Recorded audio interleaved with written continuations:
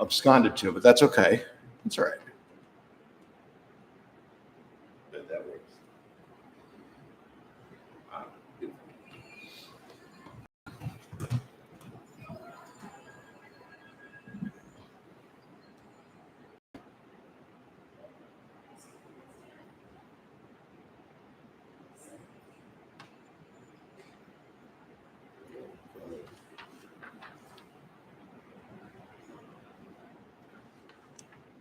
Miss Ella, what's wrong, sweetie?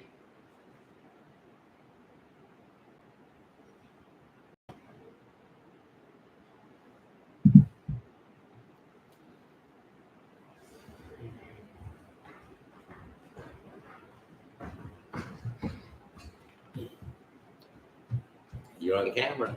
And this little one?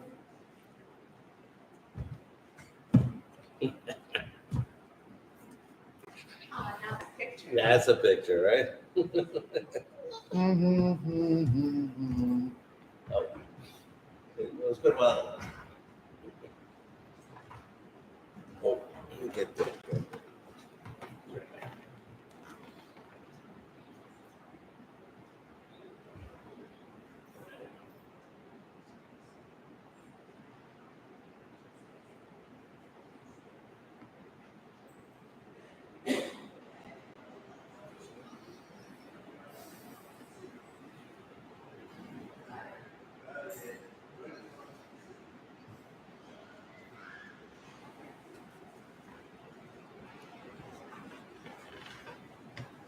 Yeah, when my wife came down, something heavy, Oh. laid in bed. Yeah. She's much better. You test for COVID? She works in a hospital, and they Mm. wouldn't take her in. She was on her shift working, Mm. and she would have to leave her shift to go get the COVID test. So she's going to get in now. If she can get out of bed.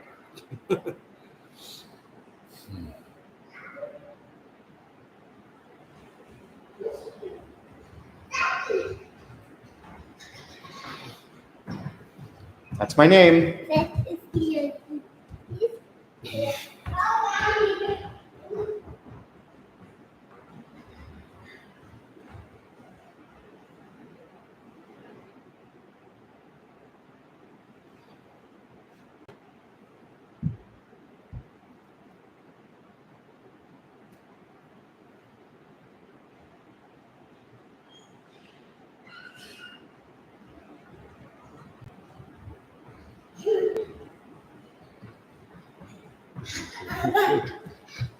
Yeah. You're running up and down the aisle.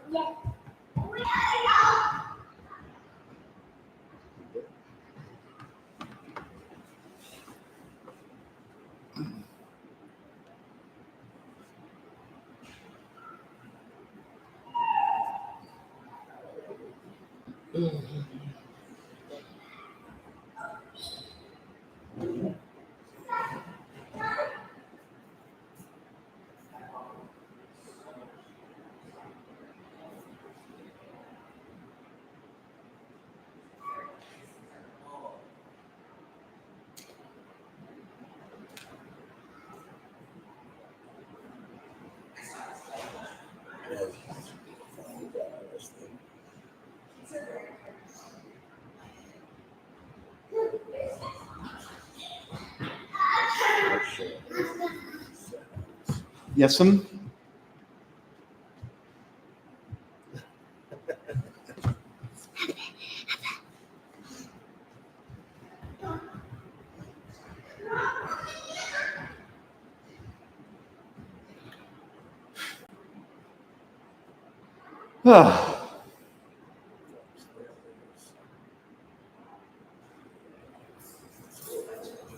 Shabbat shalom.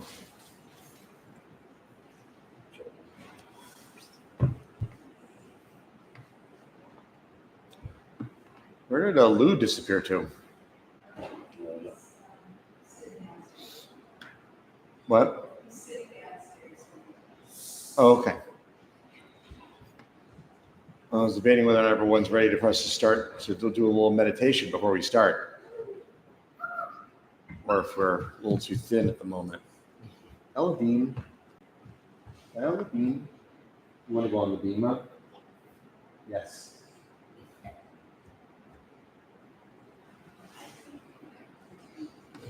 What?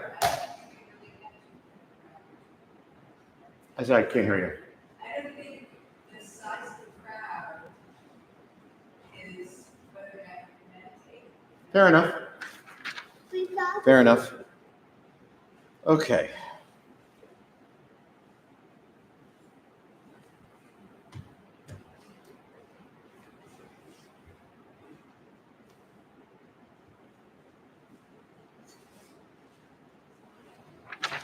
So, I'll start, okay?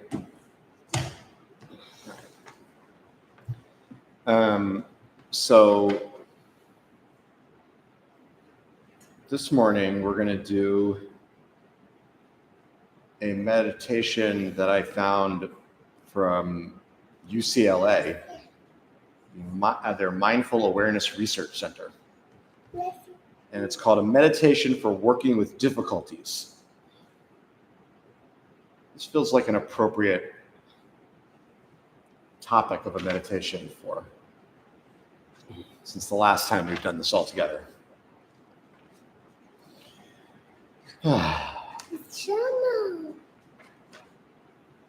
So find a posture that's comfortable for you, and then regularly check inside your body and try to locate a part of your body that feels good to you right now.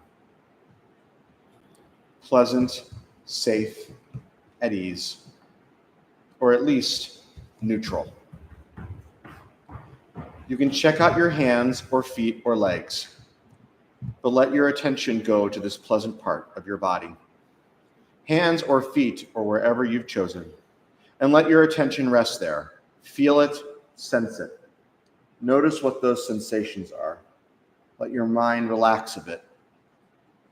Feeling that part of the body. And now if there's something difficult that's happening for you, a difficult emotion or a physical sensation that's hard, let your attention go to that. So that it may be an aching in your shoulder or back or a headache. Or it could be a sense of sadness or anxiety or anger. Where do you feel that sensation in the body? Where do you feel that emotion in your body? Notice it. Just notice it for one moment. Tap into it. Feel it. Make sure to breathe. And now return your attention back down to that area that feels at ease. Your hands or feet or legs. And just let yourself stay there for a moment, feeling it, sensing it, relaxing, maintaining the mindfulness. You're giving yourself a break from what could be potentially overwhelming to feel. And now once again, return your attention to that part of the body that feels unpleasant. The body ache or pain, or the emotion, sensations of the body in your emotion, the vibrations in your chest, or the clenching in your belly.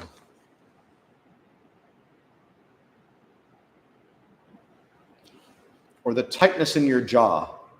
Just notice and breathe and let it be there. Let whatever is there be there. And then bring your attention back down to this pleasant or neutral part of the body, hands, feet, so forth. Relaxing. Stay present and alert, feeling the safety, the connection in that place. Now let yourself stay connected to this place. But see if you can cast what we might call a sidelong glance at the difficult area in your body. Is it possible to still feel connected to your body in the area that feels good, yet know there's something going on that feels unpleasant? And just let it be there. Keeping maybe 75% of your attention on the part that feels peaceful and at ease, still breathing, casting the sidelong glance at this difficult area, noticing what happens to it. Is it growing or shrinking? Is it changing, shifting into something else? Becoming aware of whatever it's doing, relaxing, breathing. And now see if you can bring some loving kindness, just some kindness to yourself for whatever you're feeling right now. Physical pain, emotional pain. Hold yourself with kindness. You're not the only one. So may we all be free from our pain and our suffering. May we all have happiness. We're going to do a 10-minute sit.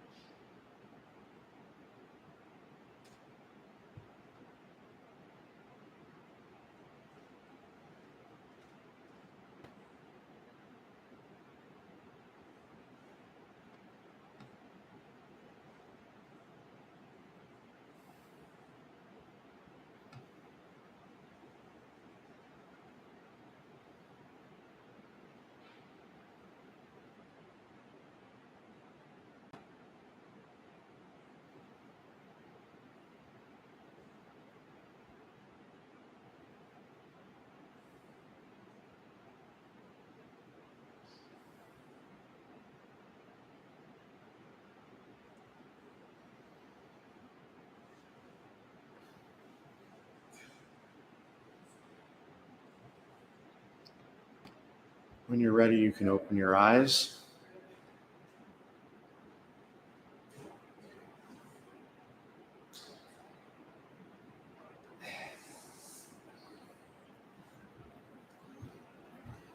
Shabbat shalom. We're going to take a few minutes to stretch before we get started with our regularly scheduled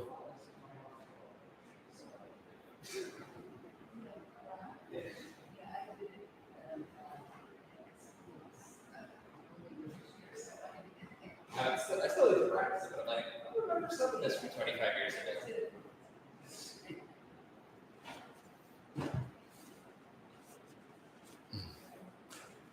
Oh, Oh, yeah.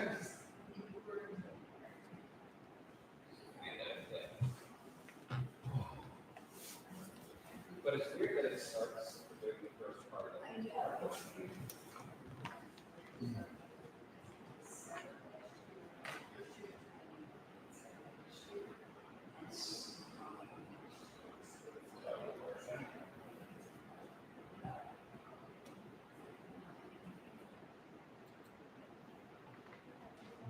I trust you. I trust it. I trust that she's right. It's God.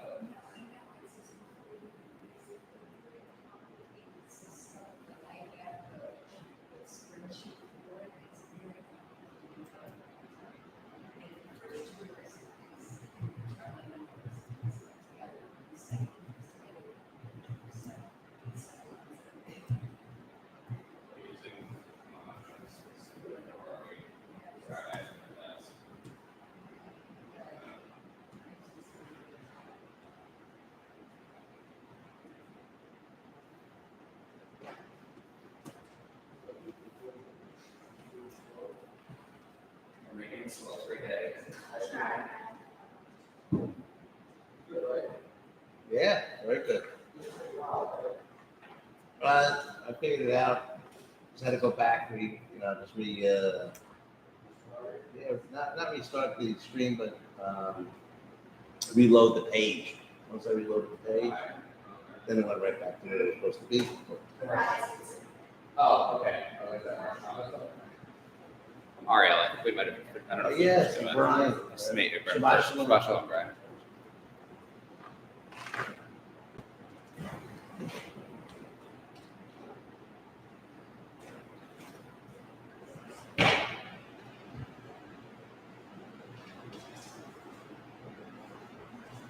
I feel like we get up here, so.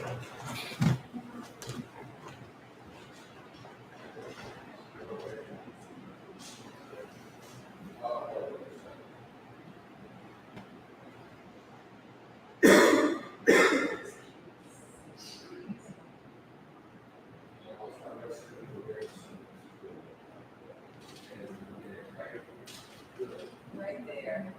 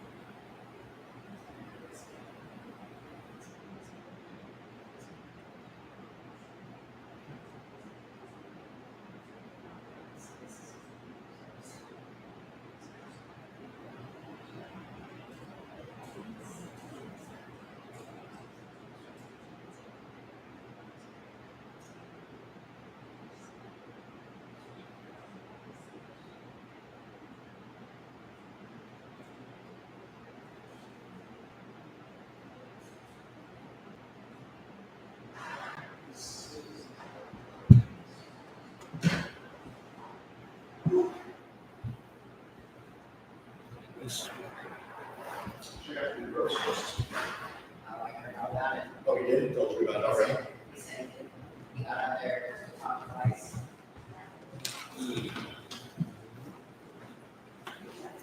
Oh. You gonna stand up? What? You gonna stand up or sit down?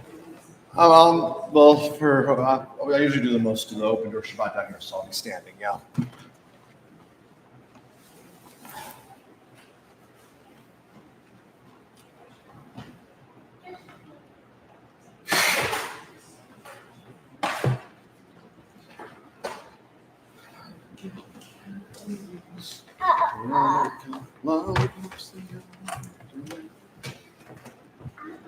Yes, Miss Ella? What? You have a shopping cart? Yes. What goes in the shopping cart? The other. Okay. See you later.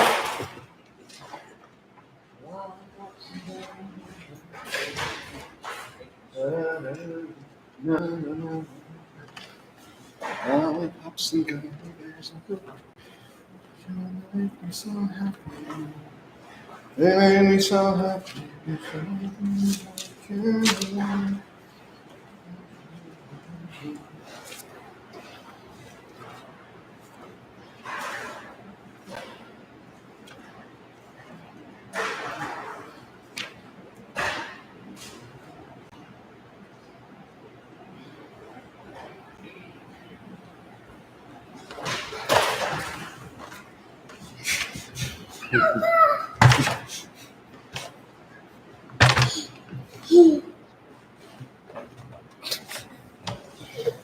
Now you're just showing off to everybody else. All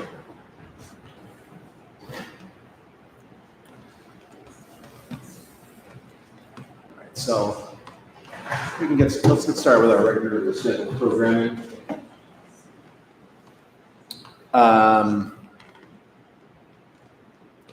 So I figured that for when we do, the way I did open door Shabbats for the spring was that the part that we focus on the Siddur was I broke it up by each part of the service. And what we actually reached the last time, sort of the end of each part. And what better way to make this something that you keep learning a little more each time than just to start back over again and learn something different. We only learned a little bit of a small piece of it. As you know, one of my rules as a rabbi is never assume that anyone remembers anything that you say on the bima in shul more than 5 minutes after shul ends. So one of the first weeks that I was here, I taught people about a question that you can ask about any prayer in the Siddur that's going to make it a little bit more meaningful than it is, no matter what you know about Hebrew or what you know about the background of the prayer. So we're going to do that with one of the tefillot that we sing every Shabbat here. Yes, Miss Ella? So turn to page 97. This is Psalm 146. This is the psalm that we sing, or I sing, each week to the the Leonard Cohen Hallelujah. It's I would say that when conservative synagogues that don't do every single prayer in the Siddur, this is usually one that's actually not recited. The reason I added it back in is because it has this weird ability to fit to this one particular song, which I think makes it kind of nice. But nonetheless, we should probably explore here what exactly it's about. So, yes. I want you to read quietly in the English, Psalm 146. And what I want you to think about as you're reading it is, what was going on in this person's life that they felt the need to write this prayer? Okay? Just read it quietly in English.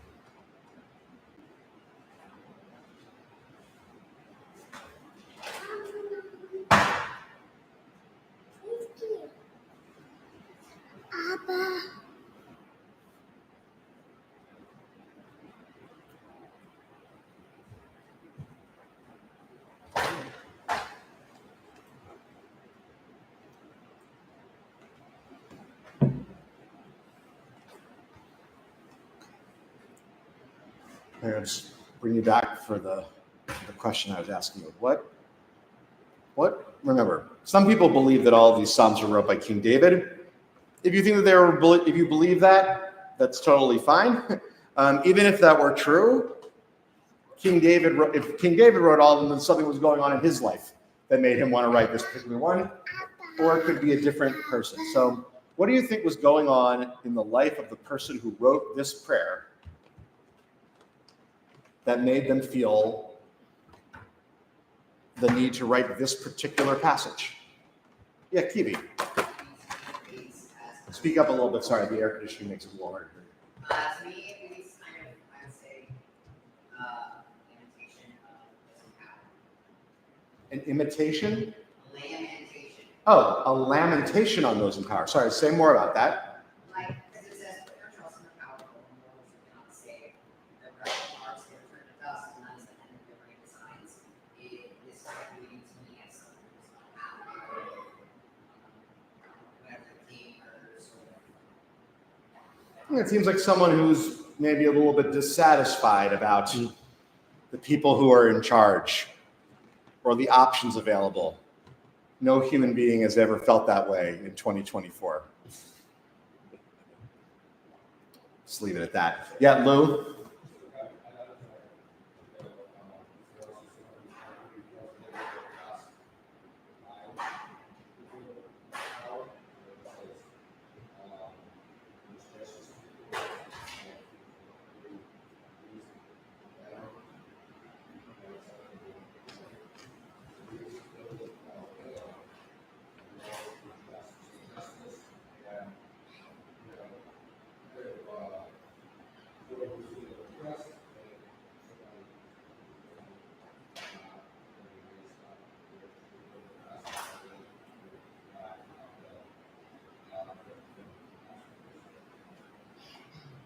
It's a feeling of almost like the people who are supposed to protect them failed them a little bit.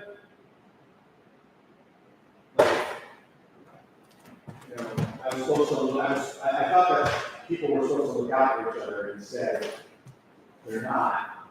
And maybe that's just a reminder to me that the only person really looking after me is God. Anybody else? I see two things. Yeah. One, of course, is truth to power. So Okay. something like that was going on back then, right? With that, and that along the lines of what Kiwi was saying. And the other thing I see is that Adonai is good to those who are less fortunate. Who helps those who are less fortunate, who need help. Yeah. That's the two things that I get out of it. It's really funny, like, so people who have like analyzed the kind of political philosophy of the Torah and the Hebrew Bible, the Tanakh, I think as a general matter, think that whomever wrote these texts was not wild about authority figures. Like, not so much in the sense that there's no need for authority, but the truth is that most authority figures in the Torah and the Tanakh are deeply, deeply flawed. But they also have different systems, right? So, well, none of them are elected. So there's certainly no democracy there. There's some claims to it in the rabbis, but sometimes you have a prophet who's in charge, like Samuel or Moshe. Sometimes it's the priest who's in charge, right? Sometimes it's the priest and a king who's in charge. But for the most part, they all seem to have some, it often does not end that great for any of them. And, you know, if we're saying that in defense, could anyone make the case that this prayer is about unrealistic expectations as opposed to like leaders just being letting us down, but more like we might set up unrealistic expectations for people in charge. Anybody want to try and play that out? I saw Allie nod. I don't know if that meant you agreed with that.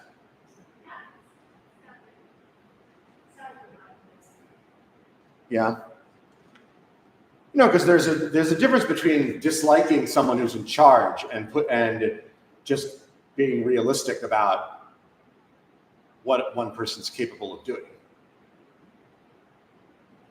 Those two things don't necessarily have to be the same. But I like Brian. I mean, it's an interesting pivot here because, so the first path is about don't trust powerful people. And then the second half is about how God helps the less fortunate. So why combine those things together? Since you brought it up, like why put those two things in the same? Because maybe the powerful were oppressing the people who were less fortunate, and the retribution, the retribution will be the redemption is to help the poor. So one option could be that it's a society that's heavily unequal, right? And the people in charge. There's this little subtle statement in the book of Samuel. I don't think we read it in a Haftorah, but it talks about how Samuel was a priest before there was a temple, so he did administer an altar, but it wasn't like the temple in Jerusalem. And it talks about how his sons were not appropriate to replace him because they were taking sort of the best part off the top of the offerings. I'm going to blank on the exact wording for it, but it was sort of like he was designated to be in charge, and he didn't want to. They weren't going to pass it down to his children because his children were skimming off the top. But the funny thing is that I don't know if any of you have ever really studied the story of Samuel. The people of the nation go to him and say, "Bring us a king."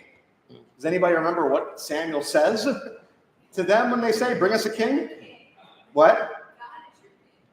Well, he says God is your. So he says two things. One, he says God is your king. He also says another thing about what the king will do. What? Yeah, the king's going to tax you, and the king's going to send you off to war, and he basically is you think that this is better, it's sort of like that Winston Churchill quote that democracy is the worst form of government except for all the others, but there is an element I think as and remember people who are really I would say that people for whom I would say that people for whom, the sort of justice-oriented part of the Hebrew Bible and the Torah is the thing that, inspires them the most, are often attracted to the prophets because the prophets are often the ones who are pointing out the discrepancies between the people in charge and taking care of the other people. Like Elijah does this. There's a guy who gets... Do you have something you want to contribute? What do you want to say? Ima's also at Shul? Yes. Yeah, she made me take you because she was worried that you wouldn't allow her to do her job. How's that working out for you?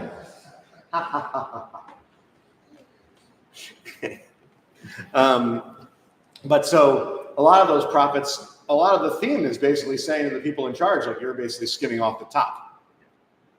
Elijah does this, Amos does this, Jeremiah does this.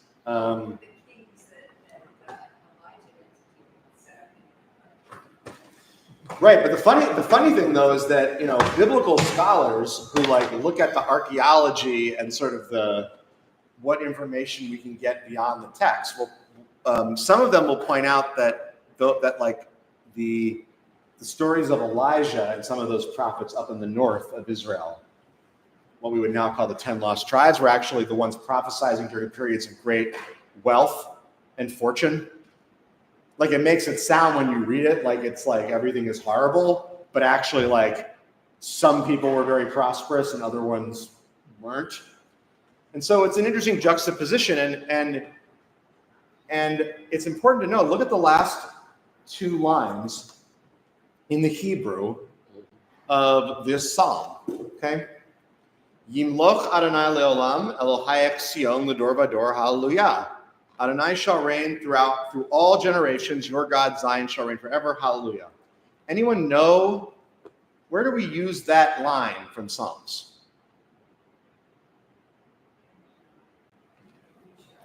Okay, so when we recite, and this is this is one of the most fascinating things. A friend of mine pointed this out to me years ago, and I've never forgotten this. So every time we do the Kedusha, so you can go all the way back to page 4, because it's in every single Kedusha, even on Shabbat or the weekdays.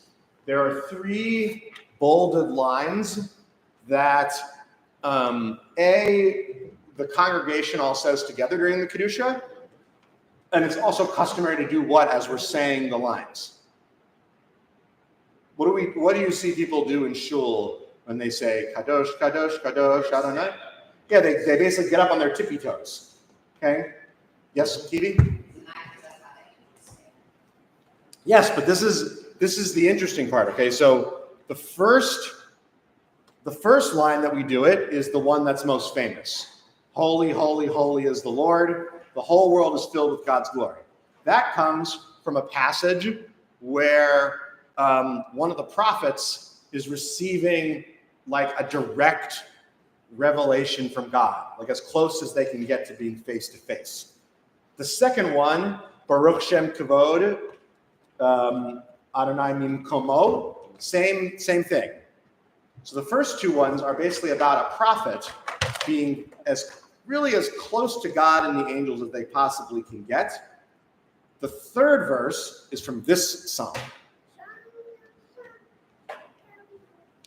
which, as we said, is about not trusting in the powerful and that God takes care. So what might we make of that fact? Think about this, because we recite the Kedusha, most weeks when we're in shul, so why someone also, again, had to decide this. So if they were doing these 3 lines, why are the first 2 about a prophet sort of being as close to God as possible? And then the last one is the end of a passage that's about God taking care of the people who are needy and are not being taken care of the powerful. Why do that?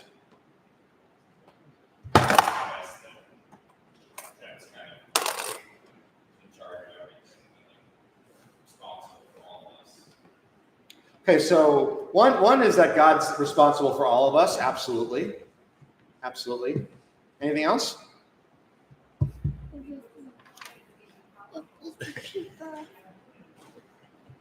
Yeah, so what's the point of being powerful if you don't do anything with it? It's a little bit of an interesting, if you think about how in those passages, we get up on our tippy toes, the idea of that with the angels, for Kiwi's comment, is we're trying to get a little bit closer up there to God. But what's interesting is the verses that we say in their context, each of them takes us closer down to this world. In other words, Kadosh, Kadosh, Kadosh is about being up as close as you can get to God. The last one is about being down here on the earth with all the real people. So as you're still elevating yourself, you are also reciting passages that bring you closer to everyone else. And that's interesting, because it can feel nice to just stay up there in the clouds.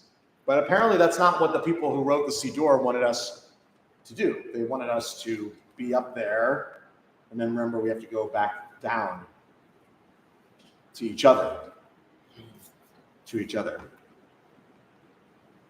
And so again, this question that I shared with you, why would someone write this prayer?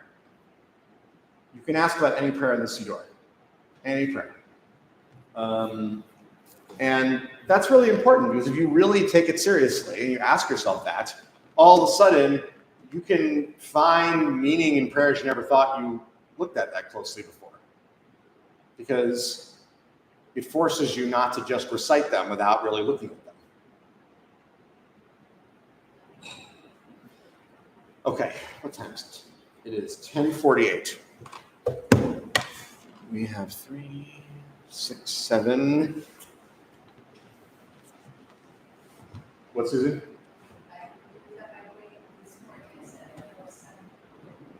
Well, we'll study about the Torah portion, because one way or another we're still going to read the parsha. You know, sometimes if we don't get a minyan, we just read it from the Chumash. I think you and Ariel are reading, right? Yeah. So, I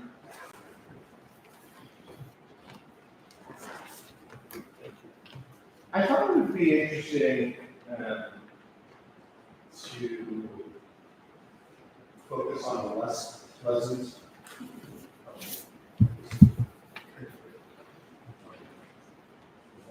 So that would be interesting to focus on something that, you know, it's one of those things that, at least in my Jewish education, in my having been to many, many conservative synagogues, I can't say I've noticed many conservative rabbis ever wanting to like publicly teach about, because it makes people a little uncomfortable. But I have found here at ACI that we can learn about these things and we're okay with it. So I'm going to show you something that might make you a little uncomfortable, but I think is valuable to know. Ellen, can you go back to Shy? No? Do you want to go bring some toys in here so I can keep working? No?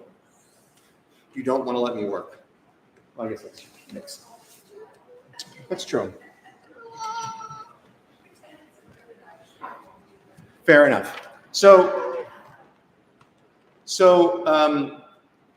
there are a number of big events in Parshat Chukat. One of them is the passage known as the red heifer, and has to do with death and purity and all of these things. And there's this commentary that says, this is the ritual. When a person dies in a tent, whomever enters the tent and whoever is in the tent shall be impure for 7 days. And the Talmud, commenting on this verse, says, these people in the verse are Torah scholars who kill themselves over words of Torah. In accordance with the statement of Rabbi Shimon ben Lakish, as Rabbi Shimon ben Lakish says, the words of Torah endure only for one who kills himself over them. As it is stated, Zot Torah ha'Torah Adam ki yamut ba'ohel b'gomer. So it's the verse that we have here.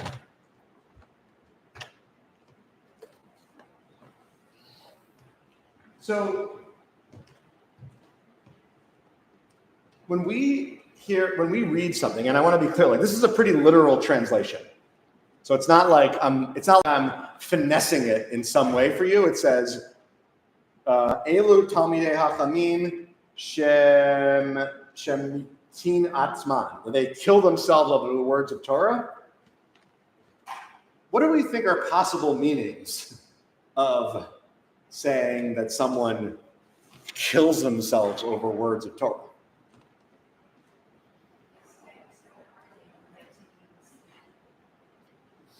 Okay, so one is I study so hard that I just forget about every other need I have, and I just like don't eat or sleep or just like don't do anything else, and somehow that actually like I let go of all my other needs. Yeah, Allie, were you raising your hand? Oh, okay, Ariel. Maybe they're studying Torah realize they committed some sin that's punishable like that. Oh, I like that. So you're saying like they're studying something and then all of a sudden they realize that they committed a sin that they didn't know was a sin, and all of a sudden whose punishment is death? Some interpretation of it. Oh, yeah. Yeah.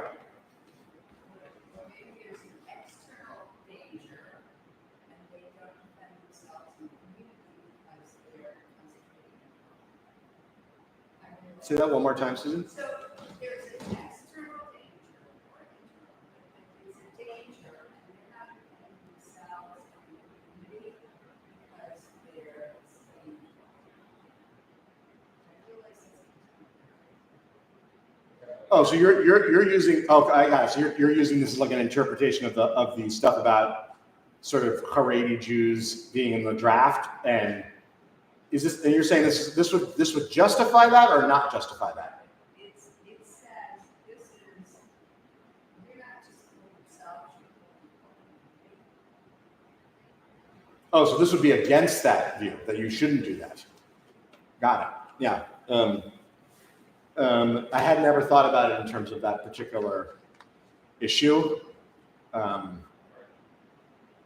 it's like the religious leaders, but also the political leaders, but you're studying Torah so much, like you prepare for natural disaster coming and everyone dies, because you're just studying. Sure. Yeah. Yeah. I mean, I never tell that story about the guy in the rowboat who like drowns and says, "God, where are you?" And he's like, "Who do you think sent the boats?" I only do it in like one sentence because I refuse to pretend that it's like a story that people haven't heard a million times before, right? But I suppose this is like the equivalent of that. Like, you could have done something, but you chose not to. Susan's referencing it in context of current events. I mean, there aren't. So, we're supposed to follow the ways of God, and God has a strong arm, so that people should also have a strong arm. True. Now, there is another interpretation no one's mentioned here, which is, I guess, a little more problematic, but I want to reference it in the second half. So it says, Rabbi Bar Kama says, Rabbi Yochanan says, 40 seah of tefillin boxes were found on the heads of those killed in Beitar. Now, a seah is just a rabbinic measurement. It's a unit of volume, basically. But basically, anyone know what Beitar is a reference to in the context of the Talmud? Not today. There's a youth group called Beitar, and there's a soccer team in Israel called Beitar, but they come from this, like not the other way around, obviously. So what is the original reference to Beitar? Beitar is the place where Bar Kokhba and his followers were essentially finally defeated. It was kind of like the Waterloo of Bar Kokhba. So when it says 40 seah of tefillin boxes were found on the heads of those killed in Beitar, what might we conclude that this is?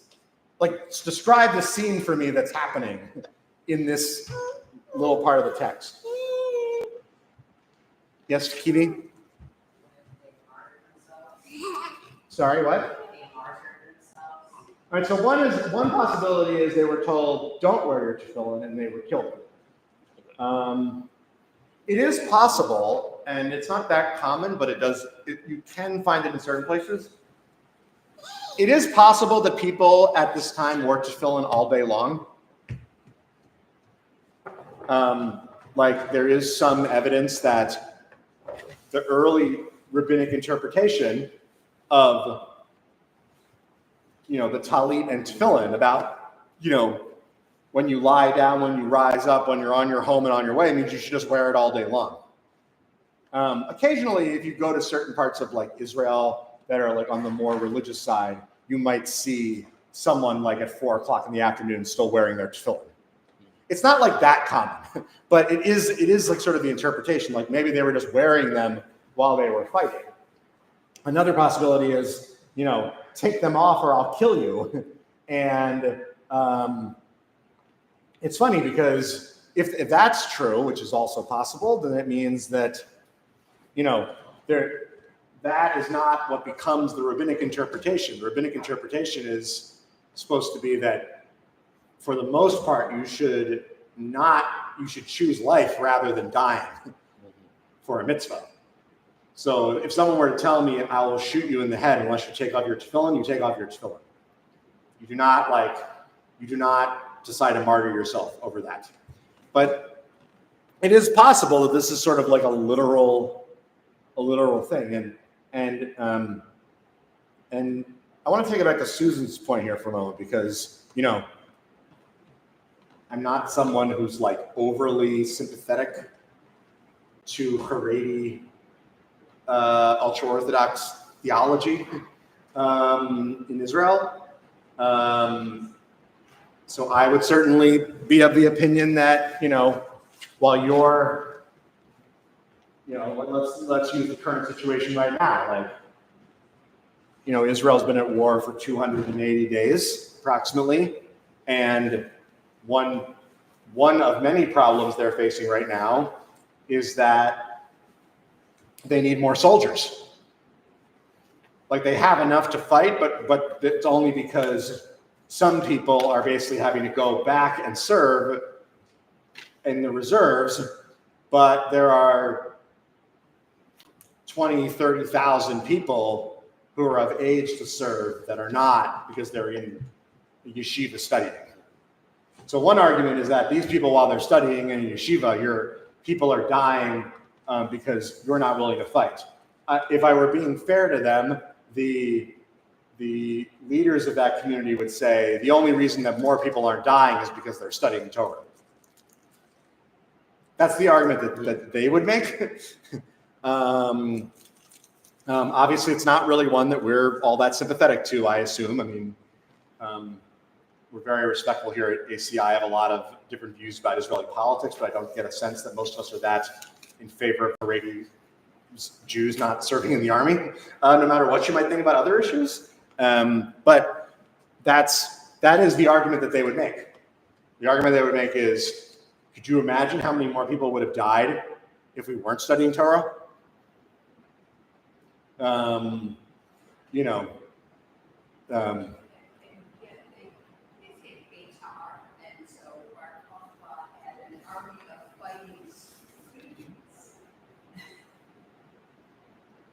yeah. All the stages in any jobs, or in some cases,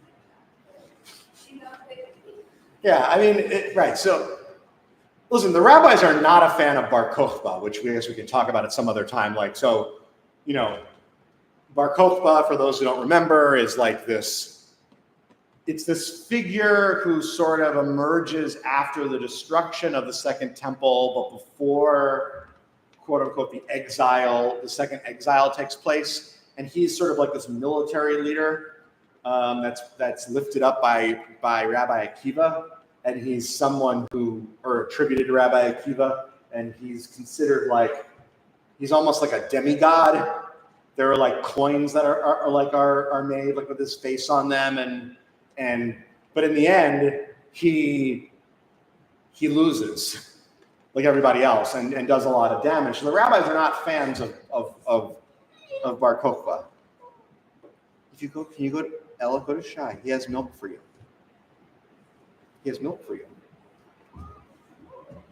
I don't have milk in here though. Can Allie take you to get some milk? Thanks, Allie. Oh, thanks for being patient, folks, today with yeah.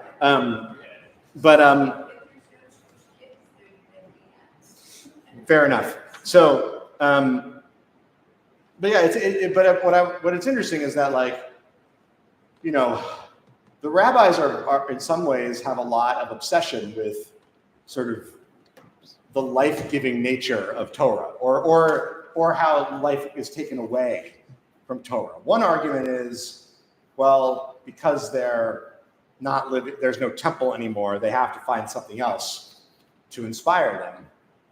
But when you read like these very literal passages, you wonder, like, whoa, that's 40 seah, which is a large volume of tefillin boxes were found on the heads of those killed in Beitar. That's pretty intense. And that's how they interpret this week's Parsha.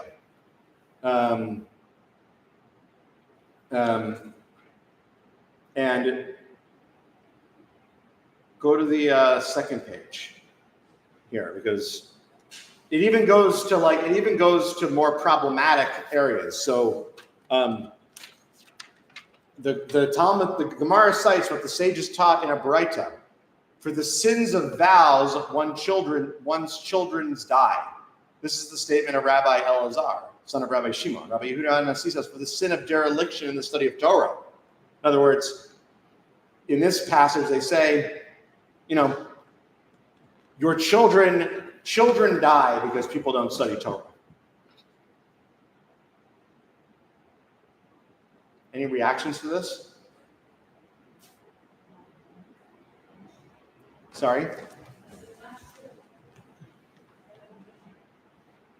Well, I don't believe in it either. I don't want to pretend that I believe in it either.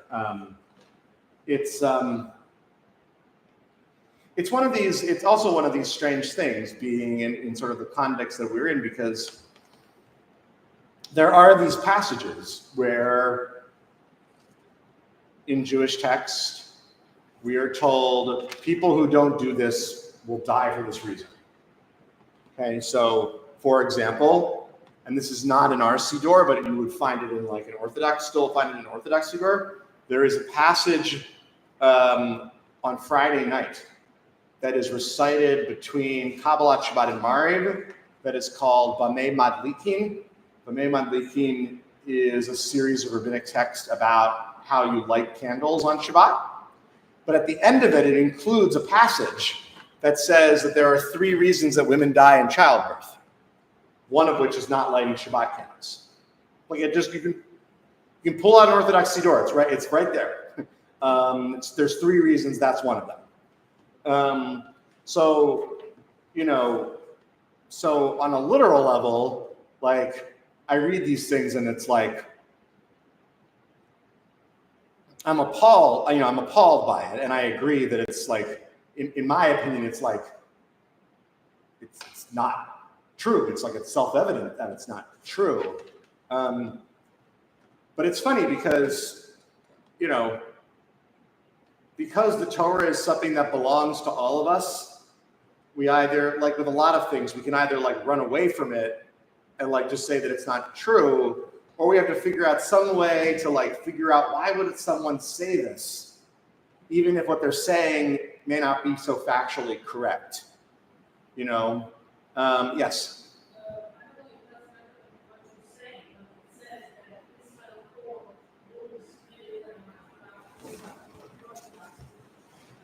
Right.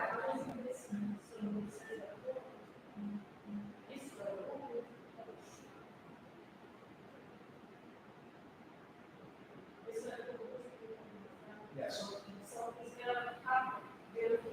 Well,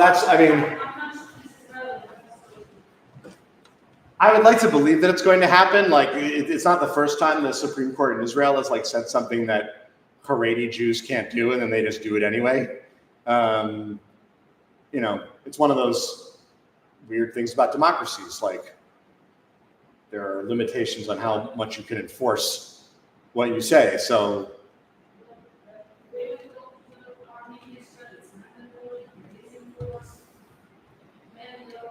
no, I know.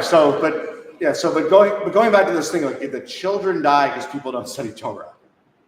Yeah, Lou?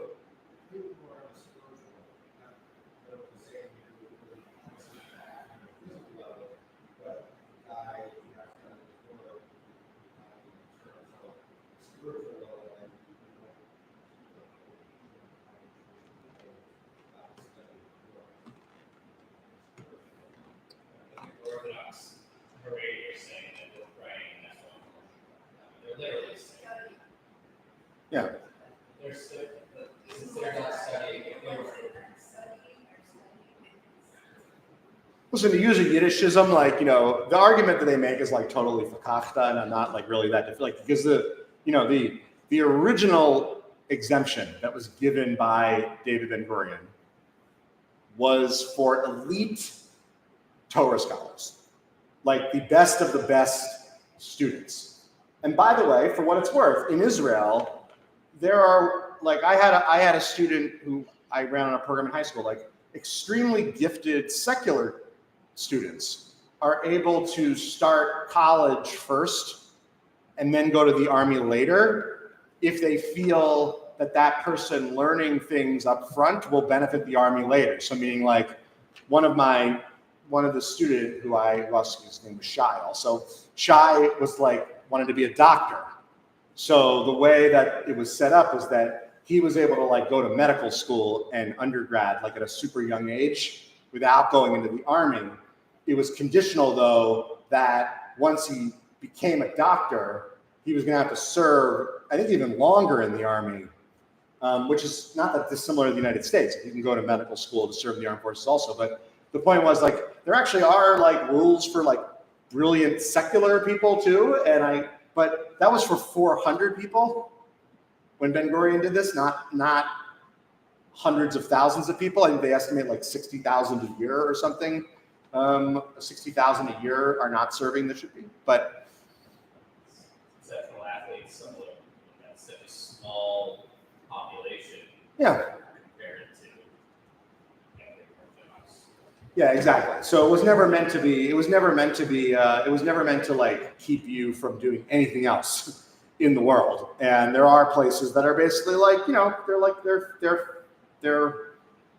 they're schools where no one actually does anything except to say that you go there. It's kind of like how there were some people who studied in yeshiva in the United States to avoid going to Vietnam. This was actually like a thing also. Yes.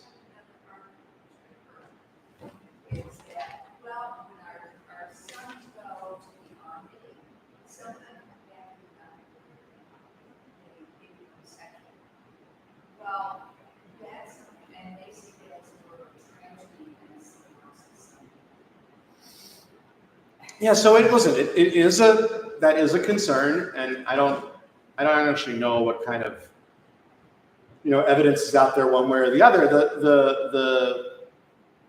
The flip side of that argument is that in Israel you can go into the army with the same people that you grew up in your youth movement with. Like there are all these like Zionist youth movements in Israel. Some of them are also here, but like there is an idea that you can like grow up in that youth movement and then all of you go into the same unit in the army. The same is true for more religious Jews as well. Like there are units that are set up in a way that everyone like you has a certain level of Jewish practice, and then you can do it all together, but you're also serving in the army. So it's not it's segregated, but it's segregated for people who want to avoid, becoming less, less religious. But yeah, I mean, sometimes this is like one of those passages I really have to stretch my level of tolerance to sort of come up with an argument for like how I might justify this from my own sensibilities. And I think it's also important to remember that, for a lot of people, Torah and all things relating to it are considered like a coping mechanism. Like, as long as I have Torah, nothing else can bring me down. So it would follow that if that's what you're willing to say when things are bad, it's also like a preventative measure in saying like, and so I want to be clear and say I'm minimally sympathetic to that argument, but I think if I were to like come up with a reason why I would buy into it at all, it would probably be for that reason. I did find this Bob Marley quote that I just really adore, which is, "You never know how strong you are until being strong is the only choice you have." A lot of these texts were written, in moments of destruction, So if you think about that passage about Beitar, and it says, there were 60 seah of tefillin boxes found on heads of people killed there.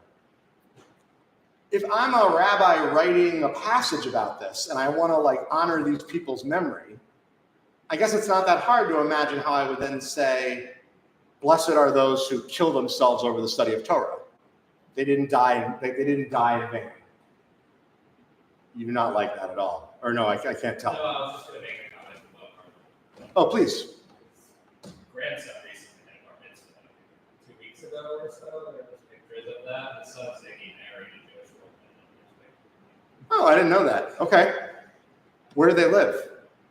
I'm not sure. Okay. Huh, no kidding. But you can look, I'm sure you can find it very easily. I will look for that after Shabbat. Okay. So it's 11:15, and we are still below a minyan. But I still want us to read from the Parsha. So we'll read from the Chumash, the verses that were the aliyot that we have for today. So let's grab some Chumashim.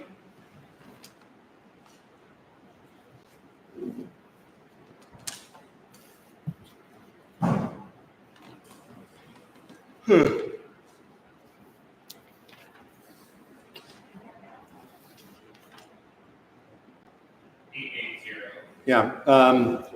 I will leave it up to the Torah readers if you want to read it from your seat or if you want to come on up to the Bima. What would you prefer? I guess who's reading first? Ariel's reading first. What would you prefer?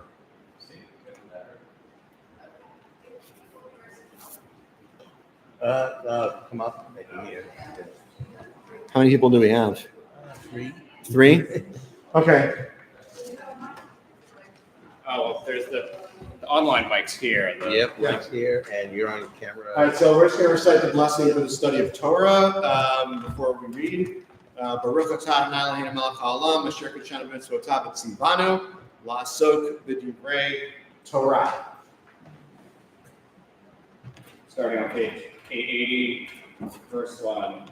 By the Adonai, O Moshe ve'el Aaron, lemor, zot chukat haTorah, asher tziva Adonai, lemor, daber al bnei Yisrael, vaychu elecha bara adimah temimah, asher ein ba mum, asher ela aleha ol, untatem ota el Elazar hakohen, v'hotzi ota el michutz lamachaneh, v'shachet ota lefanav, v'lakach Elazar hakohen, midama be'etzba'o, v'hizah el nochach pnei ohel moed, midama sheva pe'amim, v'saraf et hapara le'enav, et orav et b'sarav et dama, al pirsha yisrof,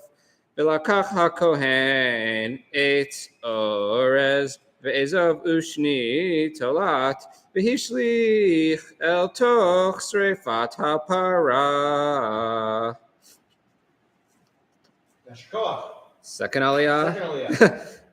Verse 7, middle of page 881. V'kives bigadav hakohen, v'rachatz b'saro b'mayim, v'achar yavo el hamachaneh, v'tema hakohen ad ha'arev, v'hisref ota, yichaves bigadav b'mayim, v'rachatz b'saro b'mayim, v'tameh ad ha'arev, v'esaf ish tahor, et efer hapara, v'hinich michutz hamachaneh bimkom tahor, v'haita le'edat b'nei Yisrael imishmeret, limei nidach atat hi. Continue with the third portion on page 881, the last sentence on the page, verse 10. V'chibes hosefet efer hapara et begatav v'tameh ad ha'arev v'haita livnei Yisrael v'lager hagar b'tolcham l'chukat olam hanogea b'met l'chol nefesh adam v'tameh shivat yamim v'yitchatavo bayom hashlishi v'yom hashvi tar v'im lo yitchata bayom hashlishi ביום השביעי לא יטהר. כל הנוגע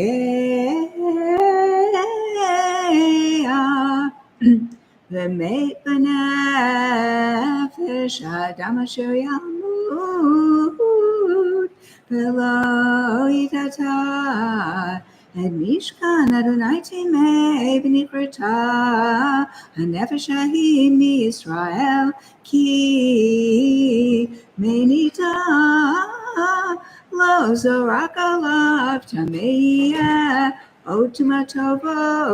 זאת התורה. אדם כי ימות באוהל כל הבא אל האוהל וכל אשר באוהל יטמא 7 ימים. וכל כלי פתוח אשר אין צמיד פתיל עליו טמא הוא.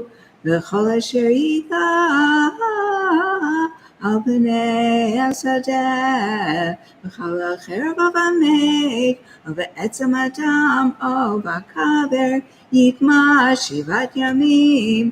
והוא לטמא מעפר שרפת החטאת ונתן עליו מים חיים על כלים. Yishar Kohe. We're now going to recite a Mishaberach Lacholim, a special prayer for those in need of healing. When I reach the pause, please add any names of those who may be in your thoughts. Mishaberach Avotenu Avraham Yitzhak Yaakov Sarar Yikar Kabaleya Hu Yivarech Biraped Hakolim Dodi Knebel, Mindy Zimmerman, Robin Vorhis, Raina Rosendorf, Chiamina Bat Asna, Menachem Mendel, Yona ben Bela Yaakov, Andrew Alper, Shalom ben Chaim, Hedi bat Evelyn, Rachel bat Eleonora, Joel Tarlo, Aaron Vajda, Zalman Mordechai, Aaron ben Yehudit, Adina bat Guta, Shoshana bat Toda, Sarah Chana bat Zisel, Vidov Verel Halevi, Gary Lefkowitz, Harold Lefkowitz, Eric Laxman, Dov Meir ben Abraham, Udavara HaKohen, Michael Stos, Pesach Baruchel bat Dina, Tzvi Hirsch bar Esther, Faith Braunschweig, Hirsch ben Prochana, Deborah Ramirez, Sarah Sherwin Lift, Harab Yaakov ben Esther, Adam Topol, Jack Demshek, Dina Bat Bryna, Alan Wishnoff, son of Sylvia and Fred Wishnoff, Sarah Leah Bat Mushi,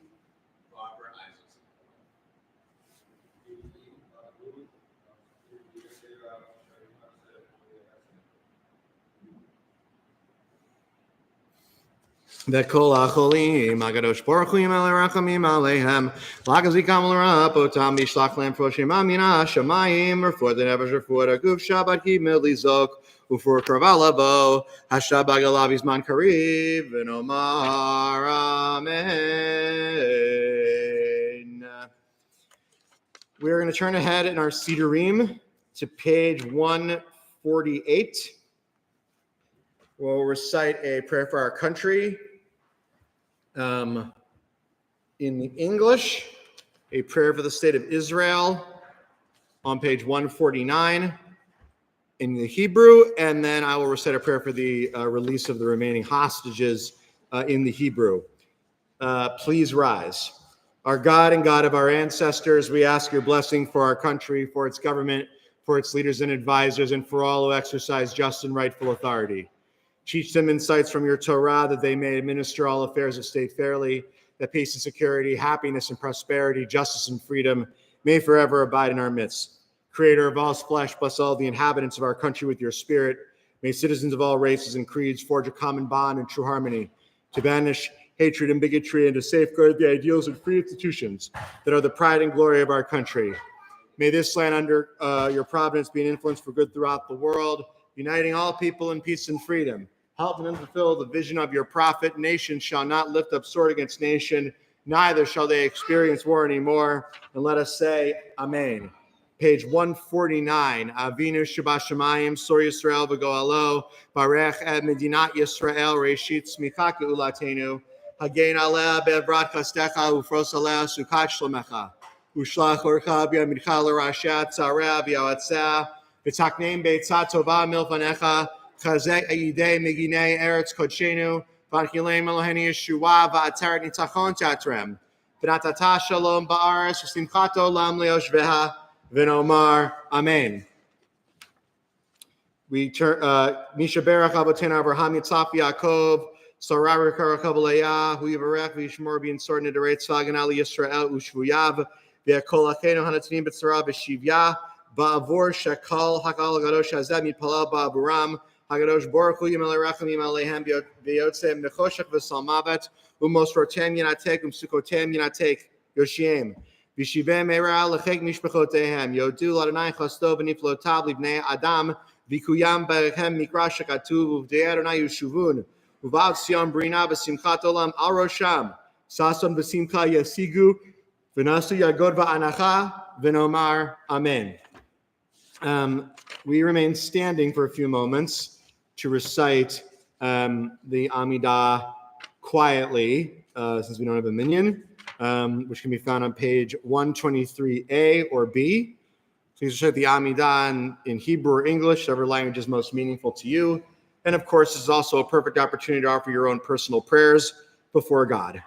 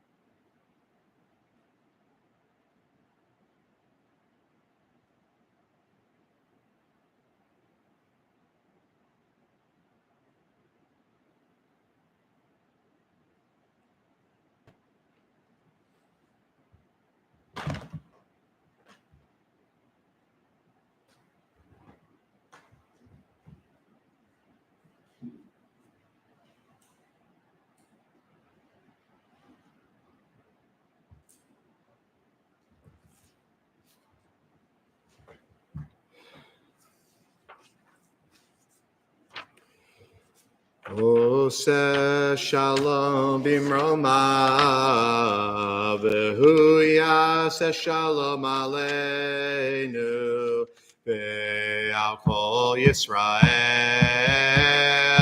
ve'al kol yoshvei tevel ve'imru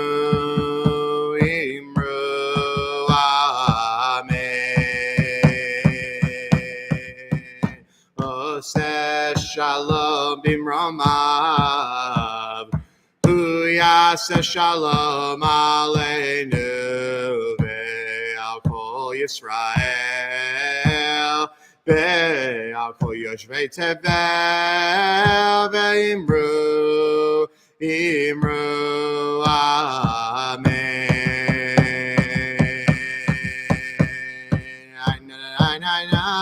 Ay, ay, ay.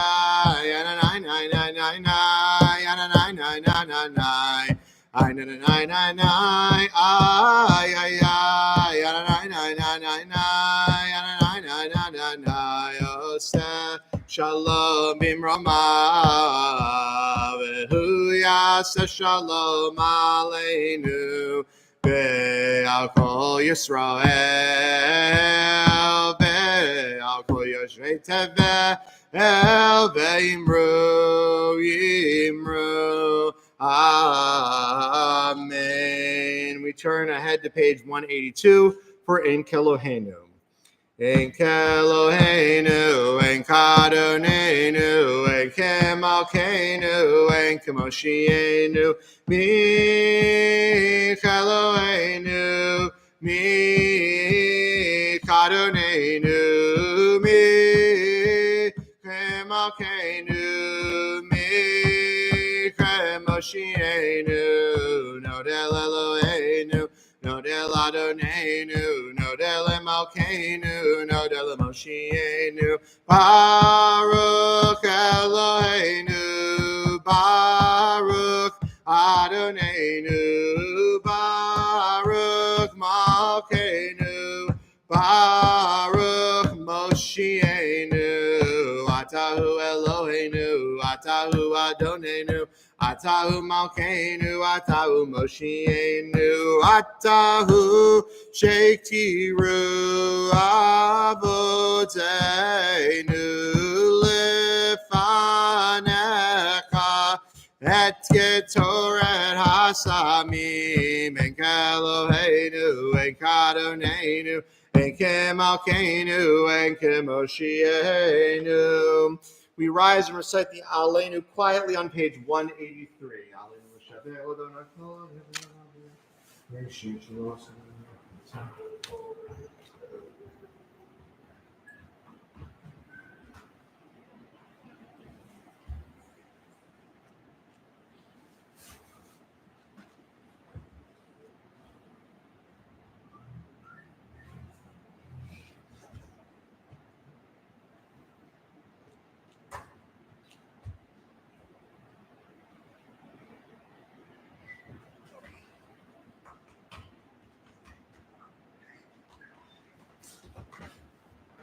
Takatsubatortak Adonayim log leolam boed v'nemar v'haya Adonai lemelech al kol haaretz bayom hahu yeh Adonai echad u'shemo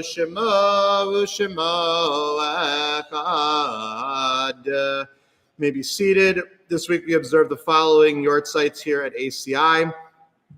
Fanny Ross, George Brody, Dr. Samuel I. Muller, Jack Jacobs, Irving Blumenthal, Ann Irene Brody, Max Lefkowitz, Morris Noodleman, Isidore Weisberg, Berta Winkler, Fanny Finkelstein, Ferdinand Witzling, Alfred Catton, Paul Ira Fondler, Henrietta Goldberg, Jacob Goldsmith, Mary Lenner, Abraham Benaltabet, Arlene Kimmelman, Arye Carr, Arthur W. Thompson, Sima Selps, Ben Salzberg, Irving Shapiro, Zelda Hampton, Anna Epstein, Ethel D. Klein, Max Zellickson, Bertram Siegel.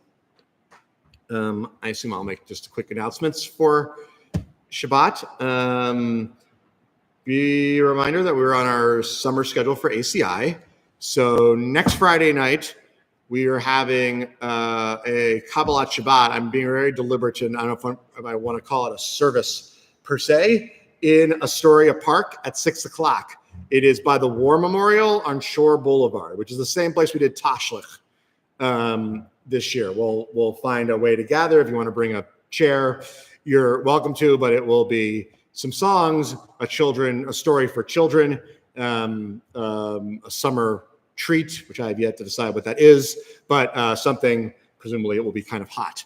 And then we do not have services next Shabbat morning. The following Saturday, we are going to be at the Sunnyside Jewish Center,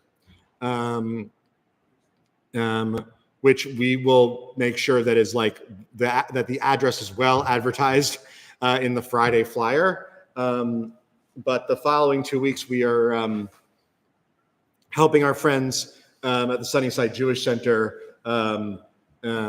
with their own minyan as they continue to think about the next steps for their own congregation. So that if you have any questions about it, it'll all be in the Friday flyer. We conclude with the singing of Adon Olam on page 187. Following that, I assume we have some Nash today, or no? Yeah? Okay. Page 187. Adon olam asher malach b'terem kol yitzir nivra li'et nasa b'chefso kol azai melech shemoni kra azai melech shemoni kra v'yacharei kiklot hakol levado yimlok nora v'hu haya v'hu hoveh V'hu yeh v'tifara, v'hu yeh v'tifara, v'hu echad v'ein sheni, v'ham shilo lehachbira, v'li reshi, v'li tachlid, v'lo ha'oz v'hamitzra, v'lo ha'oz v'hamisra, v'hu eli, V'chai goali v'tzur kabli b'eit sarah v'hu nisi umanos li minat kosi b'yom ekra minat kosi b'yom ekra be'ado avkid ruchi b'eit ishan v'yayira ve'imeruchi geviati Adonai li v'lo ira Adonai li v'lo ira. Shabbat shalom, everybody. Oh, my goodness.